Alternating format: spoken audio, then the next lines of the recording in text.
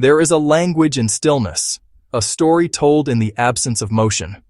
We spend our days sifting through the noise of the cosmos, listening for signals, for anomalies, for anything that breaks the pattern of the universe. But sometimes, the most profound anomaly is the pattern itself. A silence that is too perfect. A landscape that is too calm. We found such a place. A quiet corner of a forgotten world, where the dust had settled not by the random whims of wind and time, but by a design so patient it had become part of the geology itself. The initial survey registered it as nothing more than baseline terrain, geologically inert, meteorologically stable, a null value in a sea of data. But the null was too clean, too absolute. It felt less like an absence of data and more like a presence of quiet. This wasn't lost. Lost implies accident, a misplacement, an oversight of history. This was the opposite of an accident. This was a deliberate act of placement, an act of concealment, executed with geological patience. We brought our instruments closer, our tools designed for the most delicate of archaeological work. We didn't excavate. That would be a violation. Instead, we began to dust, to gently persuade the layers of time to reveal what they were hiding. Each grain of sand that moved felt like a betrayal of a long-held secret. The surface gave way with an unnatural uniformity, the particles flowing aside not with the chaotic tumble of nature, but with the smooth, laminar flow of a liquid. It was clear we were not the first to disturb this ground. We were merely the first in a very, very long time. It was buried, deliberately. The word hung in the sterile air of our remote analysis chamber. You see, nature, for all its beautiful complexity, abhors a perfect straight line. It builds in fractals, in curves, in the elegant chaos of erosion and growth.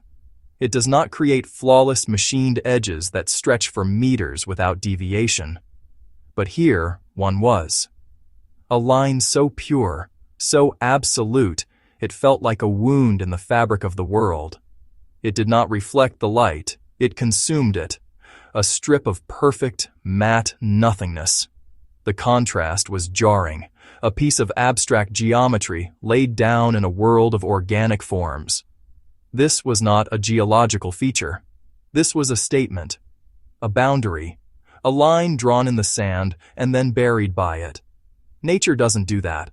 So we verified. We ran every non-invasive test in our arsenal. Geometric analysis confirmed the line was true to within tolerances our own best manufacturing can barely achieve. Spectrometry was inconclusive. The material absorbed every wavelength we threw at it, returning no data, only a void. We mapped its magnetic field, or rather, the complete lack of one. It was a hole in the local field, a pocket of magnetic silence. We projected grids, measured angles, and scanned for thermal signatures. The results were always the same: perfection and absence. It was an object defined not by what it was, but by what it wasn't. It wasn't natural. It wasn't reflecting. It wasn't emitting. It was simply there, a piece of incontrovertible, artificial reality. So we verified. The next step was to confirm its solidity, its presence as a three-dimensional object and not some surface illusion. We used seismic pulses, gentle tremors sent into the ground, listening for the echo. The return signal was sharp, immediate, and absolute. Contact confirmed. It wasn't a thin sheet, a painted line, or a trick of the light. It was the edge of something solid, something significant, something that had been placed here with immense effort. The system automatically tagged the coordinates, the depth, the material density, or lack thereof. A new entry in our survey log, born from a place that was supposed to be empty, locked in place. With the object's existence and position unequivocally confirmed, protocol dictates the next step. The cross-reference. Every discovery must be checked against the historical record, the Great Archive, a repository of every mission, every survey, every claim, every accident, and every recovery operation ever filed. It is the definitive history of our expansion into the void. An object of this scale, of this obvious artifice, would have required a massive construction or transport operation. It would have permits. It would have geological survey exemptions. It would have a designation, a project name, a logbook. It would, at the very least, have a record. Then we searched for the report. There wasn't one. The search query, cross-referencing the object's coordinates, material signature, and geometric profile, returned a single stark message. No entry found. We widened the parameters. We searched for any activity within the entire sector for the last 500 years. Nothing. We searched for geological anomalies, construction permits, restricted zone filings. Nothing. We ran a search for the material itself, this perfect, light-absorbing composite. The archive had no knowledge of it. It was as if we had discovered a primary color that no one had ever seen. We checked the logs. No log. We checked the cartographic records. No marker. We checked the incident reports, the salvage claims, the corporate filings, the colonial charters. No record at all. No incident. No recovery. No claim. The absence was beginning to feel more solid than the object itself. A discovery of this magnitude should have echoes throughout the bureaucracy of space. It should have triggered alerts, required sign-offs, generated terabytes of paperwork. But the silence from the archive was absolute. It wasn't just that the object was unrecorded. It was that the entire volume of space it occupied was a perfect blank. A hole in history. This level of informational void doesn't happen by accident. Data can be corrupted. Files can be misplaced. But for every single related record to be missing, across every redundant system, is not a glitch. It's a feature. That's not neglect. Neglect leaves traces. A forgotten outpost leaves ruins. A derelict ship leaves a debris field. A lost record leaves a corrupted file index. This was clean. This was surgical. Every loose end had been cauterized. Every trail had been meticulously erased. This was the work of an intelligence that understood not just how to build, but how to unbuild. How to erase not just an object from sight, but the memory of the object from the record. The sand that covered it was just the final physical layer of a much deeper, more profound burial. A burial in data. A burial in history. That's intent. And it had a seam. For a fraction of a second, under a specific angle of our scanner's light, the surface resolved. A line, even finer and more perfect than the edge itself, appeared, and then vanished. A seam. This wasn't just an object, it was a container. A door. A tomb. The implications were staggering. Whatever this was, it was designed to be opened. And yet, it had been buried with an intent so powerful it had scrubbed its own existence from reality. The contradiction was terrifying. A thing made to be accessed, but hidden so completely that no one would ever know to look for it. Who builds a door and then erases the universe's memory of the wall it's in? So we stopped exposing it. The directive came down from the highest level. Cease all interaction. The risk of the unknown was too great, but more than that, there was a sense of professional courtesy. Someone or something, with capabilities far exceeding our own, had gone to extraordinary lengths to create this silence. To violate it felt like an act of profound arrogance. It felt dangerous. We had stumbled upon a secret not meant for us, and the intelligent thing to do was to pretend we had never seen it. We had a choice, to be the ones who broke the silence or the ones who honored it. We chose to honor it.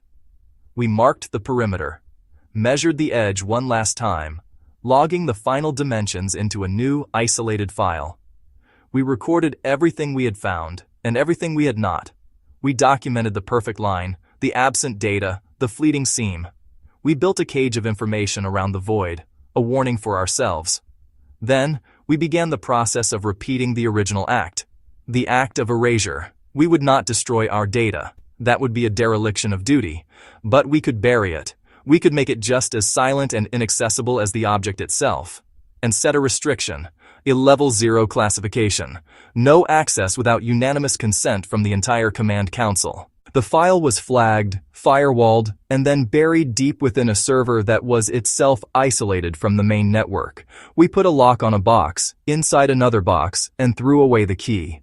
Because silence has rules. The first rule is that you do not speak of it. The second rule is that you do not leave a record of it that can be easily found.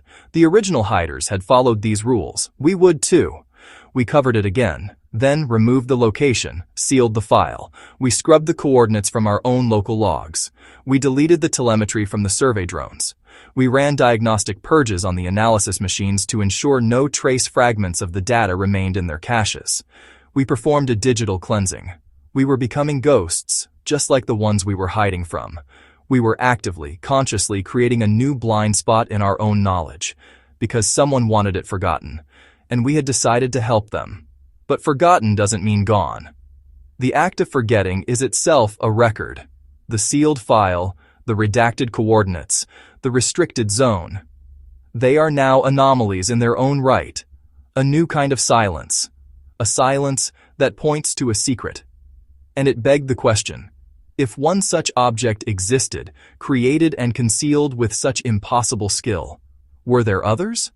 Was this an isolated incident, or was it a single node in a network of hidden things?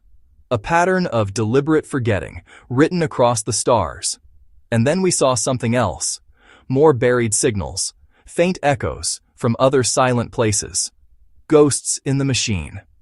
Each one was a whisper. A momentary spike in the deep-range sensors at the very edge of statistical noise. When we tried to focus on them, they would vanish, as if aware of our attention. They were shy, or they were bait. We couldn't be sure, but they were there. More perfect voids, more unnatural silences, more silent zones. We cross-referenced each new potential contact with the Great Archive. The result was the same, every single time. A perfect, resounding nothing.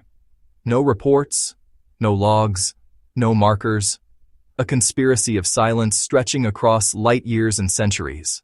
A pattern of erasure so vast and so complete it could only be the work of a civilization or an intelligence that operated on a level we could barely comprehend, and no one reported them.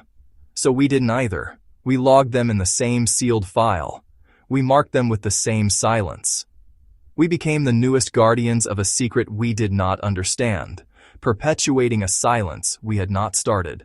We chose to listen, not to speak, to watch, not to touch, because the alternative was to announce our presence to whatever or whoever valued this silence so much.